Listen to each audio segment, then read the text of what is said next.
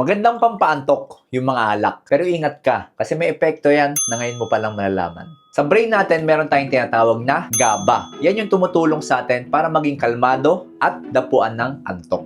At tuwing tumatagay tayo, na-activate yung mga GABA sa brain natin. Kaya naman yung iba, ginagawa tong pampaantok. Kasi mas mabilis daw sila inaantok at mas malalim daw yung tulog nila. Kaso lang, kapag sinanay mo kasi yung katawan mo na ginagawa mong pampaantok yung alak, ang nangyayari, bumababa yung GABA sa brain mo. Yung natural na paraan ng katawan mo para antukin ka, nasisira, hindi siya gumagana. Actually, ito po yung dahilan. Kaya karamihan sa mga umiinom ng alak, nakakatulog nga sila. Pero putol-putol o kaya naman sobrang aga nila nagigising. Also, yung iba nagkakaroon ng tinatawag na tolerance. Ibig sabihin, kung dati, ganito lang karami, inaantok na sila. Pero after several months, kailangan na nila ng ganito karami para antukin. In short, totoo pong nakakaantok ang pag-inom ng alak. Pero hindi mo napapansin, mas sinisira niya pala ang pagtulog mo. Para gumanda ang pagtulog ng hindi umaasa sa alak, dapat po pare-parehas yung oras ng tulog at gising. Huwag na gumamit ng phone ng 1 to 2 hours bago matulog at iwasang uminom ng kape 6 hours bago humiga. So kung may tropa kang gabi-gabi nag-iaya mag-shot, share mo tong video na to.